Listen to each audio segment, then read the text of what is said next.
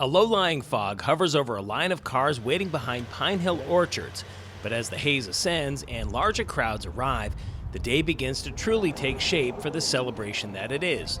It's Saturday, November 5th, the second of the three-day event known as Franklin County Cider Days. Pine Hill is just one of over a dozen stops on this tour through the county, and many of the folks that have stopped here have done so for one specific reason. Everybody kind of does something a little bit different, and what we focus on is we press a lot of special blends of apple cider with different apples than we would normally use in our regular production for hard cider makers. The doors officially opened at 9 a.m., although many of the vehicles here in line started showing up 1 and even 2 hours prior. The funny thing is, no one seems to mind. They get a chance to stretch their legs out, get some samples, and get a rundown on what blends are available when they finally make it down to the pressing room. The whole concept of driving up in the car and waiting in line to pick up cider didn't start until 2020 due to certain restrictions. And it probably even seemed like a bit of a hassle back then. Turns out, it's actually a pretty efficient method. It should be noted that while some people may be arriving here from just 1 or 2 towns away, there are others who've made a real journey to get here. It's about a 4-hour drive. This morning I got up and left at about 4 a.m. I was referred here by a friend who does the same thing. I tried it one year and I liked it so much. I enjoy traveling as it is. So I like doing the trip. I bring my dog with me every year. I'm a member of the Scuba Homebrew Club in New Jersey.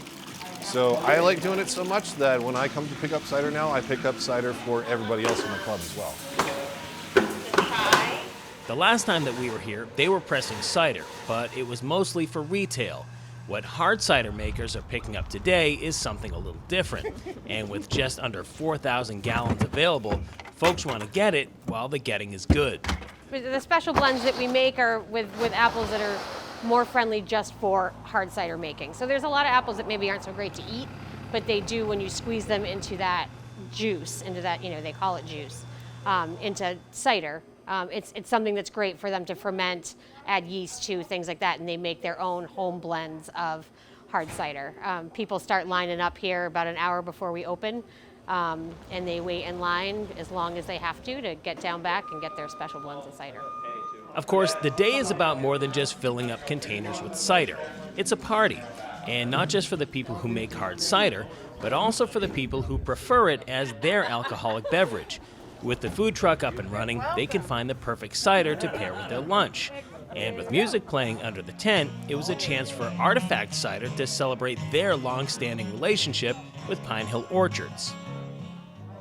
We call Pine Hill our home orchard. So when we started Artifact Cider 9 years ago now, we came up here to Pine Hill and met with Brady and Matt and told them, we're looking just to get a small amount, but we wanted a really specific blend of apples. And they've been extremely accommodating and willing to work with us and excited about it from the very beginning. They've grown to now be our largest supplier, and we're actually their largest customer. So we buy the majority of apples from them that they use for juice. And yeah, they've been incredible people and incredible products. They grow some really amazing fruit. Interestingly enough, hard cider is known to have been served here in North America as far back as the 17th century, yet it still attracts a niche market. That's what makes gatherings like this one, as well as those taking place at the other stops along the Cider Days route, feel like meetings of a very special club.